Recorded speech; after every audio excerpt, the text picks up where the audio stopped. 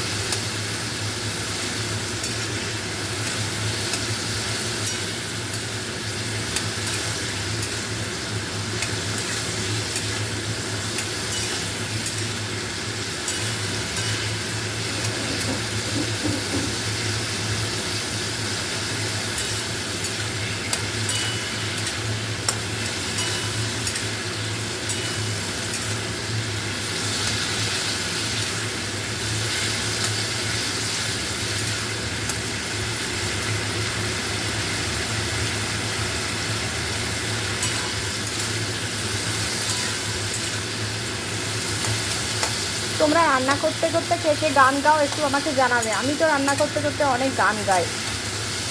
তো আমার এখন একটা গান মনে পড়ছে, একটা গান গাই।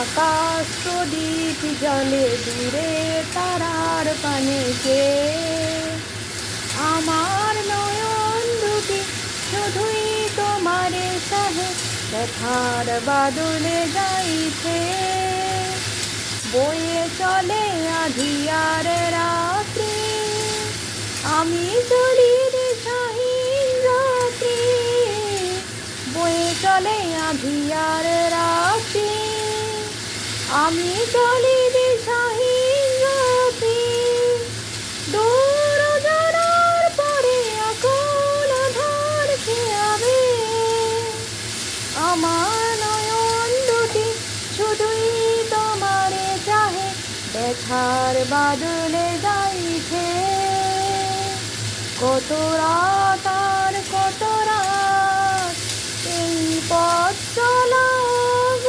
চলবে, কত রাতে আকাশ প্রদীপ হয়ে জ্বলবে, কোন রাতে মনে কি গো পড়বে, ব্যথা হয়ে আঁখি জল ঝরবে, কোন রাতে মনে কি গো পড়বে, ব্যথা হয়ে আঁখি জল ঝরবে, বাতাস আকুল হবে তোমার নিঃশ্বাস টুকুবে, আমার নয়ন দুটি শুধুই তোমারে চাহে, ব্যথার বাদলে যাইছে, আকাশ প্রদীপ জলে দূরে তারার পানে কে, আমার নয়ন দুটি শুধুই তোমারে চাহে, ব্যথার বাদলে যাইছে।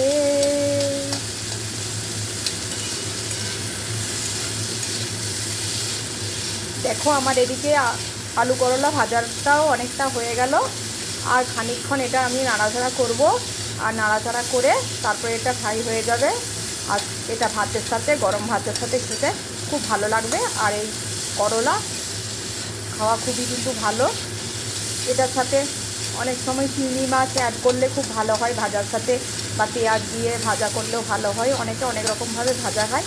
এটা খুবই কিন্তু উপকারী একটা সবজি, এটা কিন্তু মেডিসিনের কাজেও লাগে, এটা অনেকে মেডিসিন হিসাবে ইউজ করে।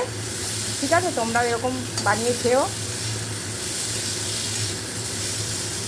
ঠিক আছে, এটা আমি নেড়ে চেড়ে তাহলে নামিয়ে দিই আর একটু ফ্রাই করে।